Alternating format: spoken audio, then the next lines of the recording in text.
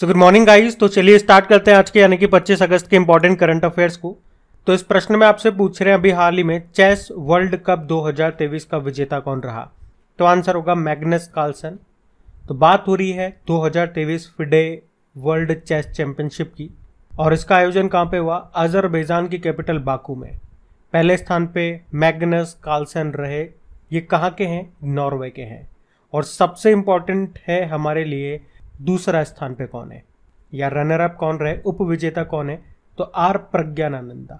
ये भारतीय chess player हैं और आपको बता दूं ये इस चैंपियनशिप में सिल्वर जीतने वाले या यूं कहूं कि दूसरे स्थान पे या यूं कहूं कि फाइनल में पहुंचने वाले विश्वनाथ आनंद के बाद दूसरे भारतीय बन गए हैं। तो ये नाम आप जरूर याद रखना, ये प्रश्न बनेगा एग्जाम में।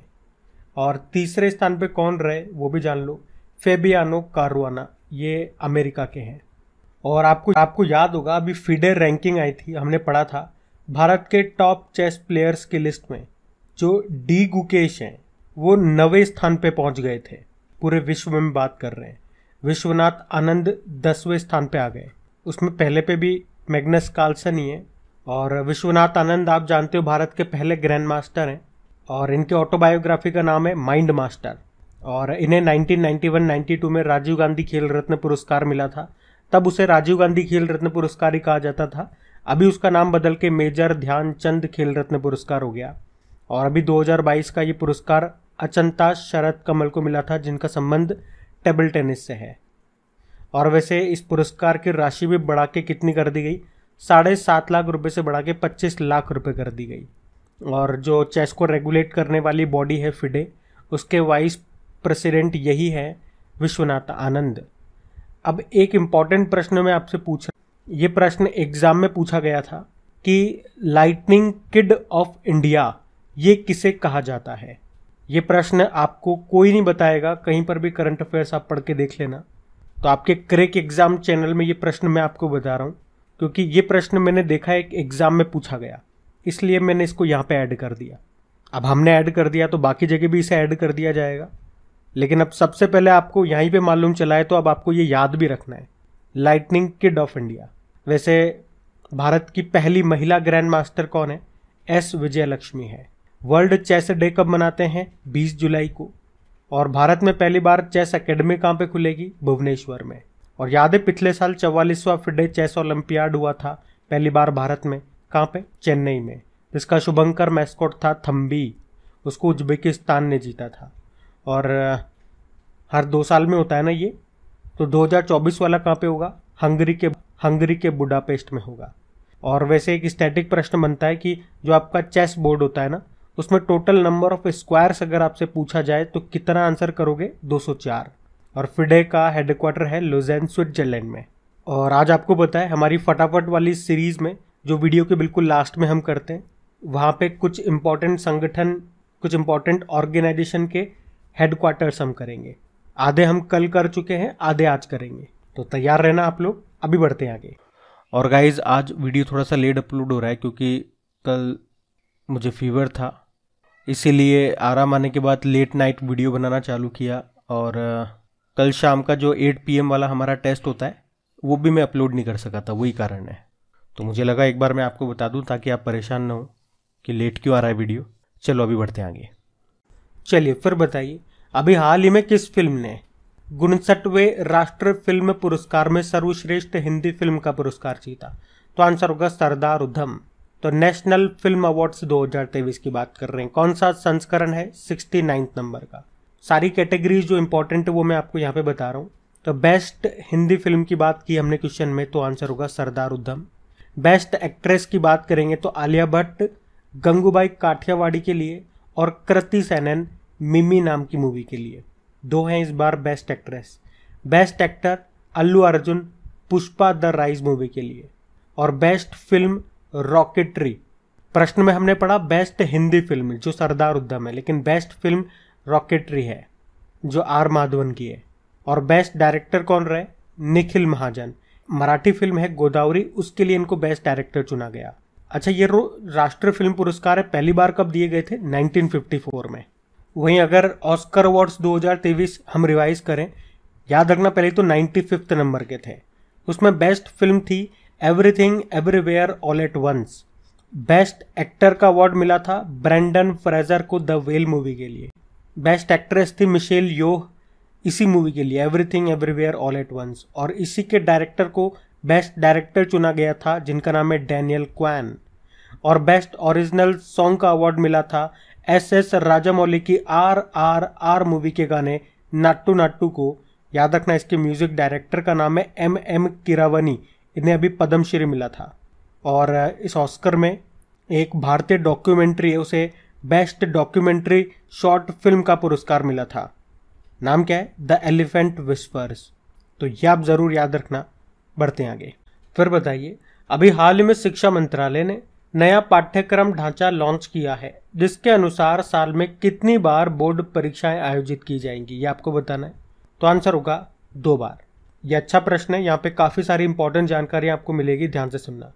अभी शिक्षा मंत्रालय के द्वारा शुरू किए गए नए पाठ्यक्रम ढांचे के अनुसार बोर्ड परीक्षाएं साल में 2 बार होंगी, ये आपको ध्यान रखना है, पहला पॉइंट।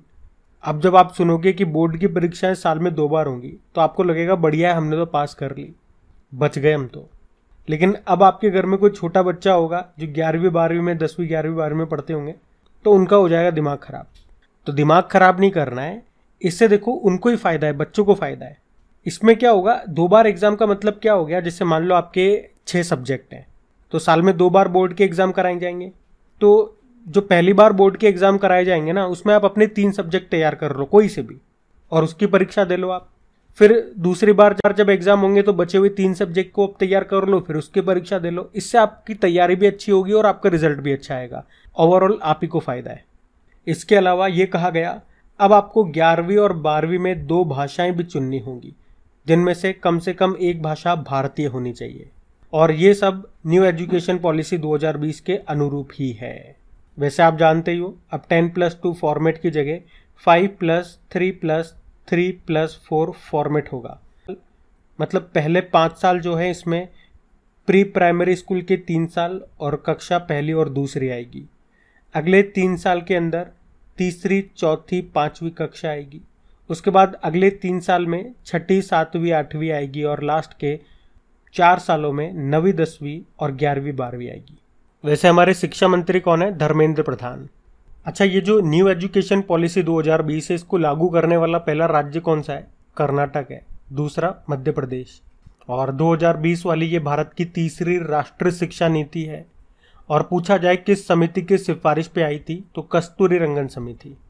अभी एक प्रश्न हमने और पढ़ा था कि एनसीईआरटी ने पाठ्य पुस्तक संशोधन क्लास तीसरी से लेकर 12वीं के लिए किसकी अध्यक्षता में 19 सदस्यीय पैनल का गठन किया है संशोधन करने के लिए? तो आंसर होगा महेश चंद्र पंत। अभी याद होगा प्रधानमंत्री जी ने प्रधानमंत्री श्री योजना को शुरू किया था। श्री का मतलब क्या हो गया? Schools for raising India. और शिक्षा की बात है तो मुझे बताओ कौन से नंबर का सस्टेनेबल डेवलपमेंट गोल्स है जो क्वालिटी एजुकेशन की बात करता है? और डेली अगर आप हमारे करंट अफेयर्स का लेक्चर पढ़ते होंगे तो ये प्रश्न आप आराम से कर दोगे, क्योंकि एक तो मैं पहले भी इसे पूछ चुका हूं और बार बार पूछता रहता हूं, तो आपको ये रट गया है। और दूसरी बात, जितने भी आपके सस्टेनेबल डेवलपमेंट गोल्स हैं 17 हैं, उन पे ट्रिकी वीडियो में बना चुका हूं। अगर वो मात्र 10-15 मिनट का जो भी वीडियो है, अगर वो एक बार आप देख लेते हो, अपने लाइफ का 10 मिनट आप इन्वेस्ट कर देते हो उस वीडियो पे, तो आपके एग्जाम में सस्टेनेबल डेवलपमेंट गोल से प्रश्न आएगा तो यूं समझो वो नंबर आपका है, चाहे वो 1 नंबर का है चाहे वो 2 नंबर का है। तो अगर वीडियो को पहली बार देख रहे हैं तो वो वीडियो जरूर देखना। कहाँ मिलेगा? सिंपल सा यूट्यूब पे सर्च मारना sustainable development goal tricks bye crack exam और 4 डालना। अभी हम बढ़ते हैं। फिर बताइए, ब्रिक्स ग्रुप्स में कितने नए देश शामिल होंगे? इंपॉर्टेंट क्वेश्चन मार्क करना है इसे। तो आंसर होगा इसका तो 6। अभी आपको याद होगा हम लोगों ने पढ़ा था ब्रिक्स समिट का आयोजन ये हुआ कहाँ पे? साउथ अफ्रीका में, जहां पे भारत की तरफ से प्रधानमंत्री नरेंद्र मोदी गए। कौन से नंबर की है? 15वें नंबर की। तो वहीं पे साउथ अफ्रीका के जो प्रेसिडेंट हैं सिरिल रामाफोसा, उन्होंने 6 नए सदस्यों के शामिल होने का ऐलान किया। और वे 6 नए सदस्य देश कौन कौन से हैं? मिस्र यानी कि इजिप्ट, सऊदी अरब, यूनाइटेड अरब अमीरात, इथियोपिया, अर्जेंटीना और ईरान। हम आगे बढ़े उससे पहले एक प्रश्न मैं आपसे पूछता हूं, वीडियो को 2 मिनट के लिए पॉज करो और कमेंट बॉक्स में लिख के बताओ अभी ईरान किस और संगठन का नया सदस्य देश बना था और 9वें नंबर का बना था, ये भी मैं आपको बता दूं। वैसे आगे मैं उत्तर दूंगा, लेकिन अगर आता है तो अभी पहले आप उत्तर दो।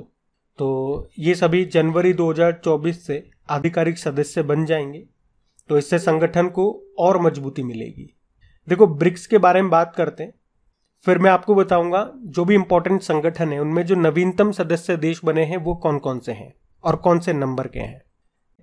देखो, इसे हम ब्रिक्स अभी कहते हैं, जिसमें 5 देश शामिल हैं। आपको बताएं, ब्राजील, रशिया, इंडिया, चाइना और साउथ। लेकिन शुरुआत में सन 2000 में केवल 4 ही देश इसमें शामिल थे, ब्राजील, रशिया, इंडिया और चाइना। और इसकी जो पहली बैठक हुई थी वो सन 2009 में हुई थी। कहाँ पे? रशिया में। फिर 2010 में साउथ अफ्रीका इसमें शामिल हो गया था, फिर ये ब्रिक्स कहलाया।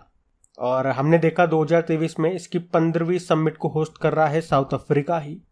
इससे पहले इसकी समिट पिछले साल चाइना में हुई थी, उससे पिछले साल इंडिया में हुई थी। और ब्रिक्स देशों ने मिलकर के 2015 में न्यू डेवलपमेंट बैंक को लॉन्च किया था। और न्यू डेवलपमेंट बैंक का हेडक्वार्टर कहाँ पर है? शंघाई, चाइना में है। और न्यू डेवलपमेंट बैंक का अभी नवीनतम सदस्य देश कौन सा बना? 9th नंबर का बना था मिस्र, ये भी याद रखना। और ब्रिक्स बैंक यानी कि न्यू डेवलपमेंट बैंक के नए अध्यक्ष कौन बनी? तो आंसर होगा दिल्मा रूसेफ। तो ये तो हमने ब्रिक्स की बात कर ली। अब कुछ इंपॉर्टेंट ऑर्गेनाइजेशन और उनके सबसे नवीनतम सदस्य देशों की बात करते हैं। तो एक तो शंघाई कोऑपरेशन ऑर्गेनाइजेशन की बात करते हैं। इसमें अभी सबसे नवीनतम सदस्य देश 9th नंबर का ये बना है ईरान, जो मैंने आपसे प्रश्न पूछा था। और आसियान का 11वां नंबर का सदस्य देश कौन सा बना? तिमोर लेस्ते बना है। अभी नाटो का 31वां सदस्य देश बना है फिनलैंड। न्यू डेवलपमेंट बैंक का मैंने आपको बता दिया, 9th नंबर का बना है मिस्र यानी कि इजिप्ट। वैसे वर्ल्ड बैंक की भी जान ले, इसमें अभी कोई नवीनतम सदस्य देश तो नहीं है, लेकिन जो भी है आखिरी नंबर का देश आपको पता होना चाहिए। वर्ल्ड बैंक का 189th नंबर का बना था नाउरू। उसी तरह से यूनेस्को की बात करते हैं तो उसका 193rd नंबर का सदस्य देश बना था साउथ सुडान। और इंटरनेशनल मॉनेटरी फंड की बात करें तो 190वां देश बना था उसका अंडोरा। तो यहाँ पे ये एक्स्ट्रा इंपॉर्टेंट जानकारियाँ मैंने आपको दी है जो आपको कहीं नहीं मिलेगी। इनको नोट कर लेना या याद रखना। और वीडियो पसंद आता है तो इसे लाइक कर देना, अभी भी आपने लाइक नहीं किया तो। और दोस्तों के साथ में शेयर ज़रूर करना। बस अभी बढ़ते हैं आगे। चलिए फिर बताइए, हाल ही में the life, vision and songs of Kabir नाम की बुक को किसने लिखा? तो आंसर होगा विपुल रिखी। तो गायक और लेखक है विपुल रिखी, जिन्होंने ये बुक लिखी है जिसका नाम है drunk on love, the life, vision and songs of Kabir. बाकी Neerja Chowdhury how PM decide नाम से बुक लिखी। ऋषि राज कारगिल एक यात्री की जुबानी नाम से बुक लिखी। और Ranjit Pratap as the wheel turns नाम से बुक लिखी थी इन्होंने। ध्यान रखना। ये बढ़ते आगे। चलिए फिर बताइए, अगस्त 2023 में भारत के महान गणितज्ञ और प्रसिद्ध सांख्यिकी वैज्ञानिक का निधन हो गया। नाम बताओ। आंसर होगा CR राव। तो CR राव ये भारत के महान गणितज्ञ और प्रसिद्ध सांख्यिकी वैज्ञानिक थे जिनका भी निधन हो गया। सांख्यिकी मतलब होता है स्टैटिस्टिक, और आपने इनका नाम अभी ज़रूर सुना होगा। अभी शायद अप्रैल की ही बात है। इन्हें सांख्यिकी में यानी कि स्टैटिस्टिक में 2022 का अंतर्राष्ट्रीय पुरस्कार मिला था, जिसे सांख्यिकी में नोबेल पुरस्कार के बराबर माना जाता है। और अभी 103 वर्ष की उम्र में इनका निधन हो गया। आपको बता दूं, इन्हें 1968 में पद्म भूषण मिला था, सन 2001 में पद्म विभूषण, और अभी 2023 में हमने पढ़ा कि अभी सांख्यिकी का अंतर्राष्ट्रीय पुरस्कार इनको मिला था। इनका नाम था CR राव। निधन हो गया इनका। याद रखना, इंपॉर्टेंट नाम है ये। वैसे अभी VS अरुणाचलम का नाम आपने सुना था, DRDO के पूर्व प्रमुख थे, अभी इनका निधन हो गया। वहीं डॉक्टर BV जोशी ये एक मशहूर आर्किटेक्ट थे और अभी प्रित्जकर पुरस्कार पाने वाले पहले भारतीय भी थे, 2018 में मिला था। और इनका भी अभी निधन हो गया। बालकृष्ण विट्ठल दास दोषी इनका नाम था। आप जानते हो अभी 2023 के पद्म भूषण से भी इनको सम्मानित किया गया। और जयंती पटनायक की बात करें तो नेशनल कमीशन फॉर वुमेन, राष्ट्रीय महिला आयोग की ये पहली अध्यक्ष थी जयंती पटनायक, इनका भी निधन हो गया। तो ये नाम भी न्यूज़ में है, ध्यान रखना। बढ़ते हैं आगे। चलिए फिर बताइए, हाल ही में सिंगापुर मैथ ओलंपियाड में किस भारतीय ने सिल्वर मेडल जीता? तो आंसर होगा अनिरुद्ध श्रीराम। तो तिरुपति के चौथी कक्षा के छात्र अनिरुद्ध श्रीराम, जिन्होंने प्रतिष्ठित सिंगापुर मैथ ओलंपियाड में सिल्वर मेडल जीता है। तो इनका नाम याद रखना। बाकी रामचंद्र गुहा ये लेखक है। अभी 2023 के लिए एलिजाबेथ लॉन्गफोर्ड पुरस्कार जीता इन्होंने। ललित नटराजन अभी बाल श्रम उन्मूलन के लिए इकबाल मसीह पुरस्कार 2023 जीता। और एमटी वासुदेवन नायर, केरल का सर्वोच्च सम्मान जिसे कहते हैं केरल ज्योति, यह भी इन्हें दिया गया था। तो इस कारण से इनके नाम न्यूज़ में थे, ध्यान रखना। बढ़ते आगे। चलिए फिर बताइए, हाल ही में अफ्रीका में उत्पादन शुरू करने वाली पहली भारतीय इलेक्ट्रिक व्हीकल कंपनी कौन सी बन गई है? तो आंसर होगा वन इलेक्ट्रिक। तो अभी वन इलेक्ट्रिक ये मोटरसाइकिल बनाने वाली कंपनी है, इलेक्ट्रिक मोटरसाइकिल बनाने वाली। और अभी इसने घोषणा की है कि वे अफ्रीका में इलेक्ट्रिक मोटरसाइकिल का निर्माण शुरू कर देगी। उसका नाम होगा मोटरसाइकिल का क्राइडन, और ये उत्पादन केन्या में शुरू होगा। साउथ अफ्रीका में भी कौन सा देश? केन्या, जिसकी कैपिटल क्या है? नैरोबी है। अच्छा, आप बताओ नैरोबी में किस संगठन का हेडक्वार्टर है? और यहाँ की करेंसी है केन्या शिलिंग, प्रेसिडेंट है विलियम रूटो। अच्छा, इसी तरह अगर मैं आपसे पूछूं कि अमेरिका द्वारा प्रमाणित विश्व की पहली इलेक्ट्रिक फ्लाइंग कार का नाम क्या है, जिसको अमेरिका ने मंजूरी दे दी है? तो आंसर होगा LF मोड A। इसकी कंपनी का नाम है LF एरोनॉटिक्स। और अगर आपसे पूछे ना कि कौन सी भारतीय कंपनी यूके में इलेक्ट्रिक व्हीकल बैटरी फैक्ट्री लगाएगी, तो आंसर होगा टाटा। तो ध्यान रखना ये पॉइंट्स। बढ़ते आगे। चलिए फिर बताइए, हाल ही में कौन सा राज्य पोषण जागरूकता सूचकांक 2023 में शीर्ष राज्य बना? तो आंसर होगा पंजाब। तो प्रोटीन का अधिकार अभियान ने पोषण जागरूकता सूचकांक 2023 को जारी किया, जो अंतिम नागरिकों द्वारा भारत में जागरूकता सामर्थ्य और पोषण की पहुंच का आकलन करने वाला एक राज्यवार सूचकांक है। तो देखो, पंजाब जो है ये राष्ट्रीय औसत यानी कि नेशनल एवरेज से 11% अधिक स्कोर करके ये टॉप राज्य बना है, जबकि बिहार राष्ट्रीय औसत से 10% कम स्कोर करके सबसे निचले स्थान पर रहा है। आप जानते हो राष्ट्रीय पोषण माह कब मनाते हैं अपन, किस महीने को मनाते हैं? तो याद रखना सितंबर को। बढ़ते आगे। और फिर आपसे पूछा गया कि अभी हाल ही में किस भारतीय फिल्म निर्माता ने कांस वर्ल्ड फिल्म फेस्टिवल में सर्वश्रेष्ठ मूल कहानी का पुरस्कार जीता? तो आंसर होगा डेडलाइन। तो भारतीय फिल्म निर्माता शिहान शौकत ने डेडलाइन के लिए कांस वर्ल्ड फिल्म फेस्टिवल में सर्वश्रेष्ठ मूल कहानी का पुरस्कार जीता। और इसी तरह से आपको याद होगा अभी कांस फिल्म फेस्टिवल 2023 जो कि 76 नंबर का संस्करण था, जो फ्रांस में होता है, उसमें मानद पाल्मे डी और पुरस्कार किसने जीता था? तो आंसर होगा माइकल डगलस ने। अब फटाफट सीरीज चालू करते हैं, जिसमें कुछ इंपॉर्टेंट ऑर्गेनाइजेशन जो बचे हुए हैं उनको हम कवर करेंगे। पहले आपको मौका देता हूँ, आपके सामने क्वेश्चन हिंदी और इंग्लिश में है। वीडियो को पॉज करके आराम से आंसर भरिए, फिर आप चेक करिएगा जब मैं आपको रिवाइज कराऊंगा। चलो अब मैं रिवाइज करा देता हूँ आपको। तो पहला प्रश्न पूछ रहा है कि यूनेस्को का हेडक्वार्टर ये पेरिस फ्रांस में है, सबको पता है। फिर पूछा आपसे अंतर्राष्ट्रीय दूरसंचार संघ, इसका हेडक्वार्टर ये जेनेवा में है। फिर पूछा सार्वभौमिक डाक संघ, इसका हेडक्वार्टर कहाँ पर है? बर्न स्विट्जरलैंड में। फिर पूछा अंतर्राष्ट्रीय नागरिक उड्डयन संगठन का हेडक्वार्टर मॉन्ट्रियल कनाडा में है। फिर पूछा संयुक्त राष्ट्र औद्योगिक विकास संगठन, इसका हेडक्वार्टर वियना ऑस्ट्रिया में है। फिर पूछा अंतर्राष्ट्रीय कृषि विकास कोष यानी कि फूड एग्रीकल्चर फंड, तो रोम इटली में ही है इसका हेडक्वार्टर भी। फिर पूछा रासायनिक हथियार निषेध संगठन का हेडक्वार्टर हैग नीदरलैंड में है। अच्छा, हैग नीदरलैंड से याद आएगा आपको कि संयुक्त राष्ट्र के जितने भी संघ हैं या जितने भी अंग हैं उन सभी का हेडक्वार्टर तो न्यूयॉर्क में है, लेकिन केवल एकमात्र अंतर्राष्ट्रीय न्यायालय इसका हेडक्वार्टर आपके हैग नीदरलैंड में है, तो ये याद रखना। बाकी अभी संयुक्त राष्ट्र शरणार्थी उच्चायुक्त, इसका हेडक्वार्टर जेनेवा में है।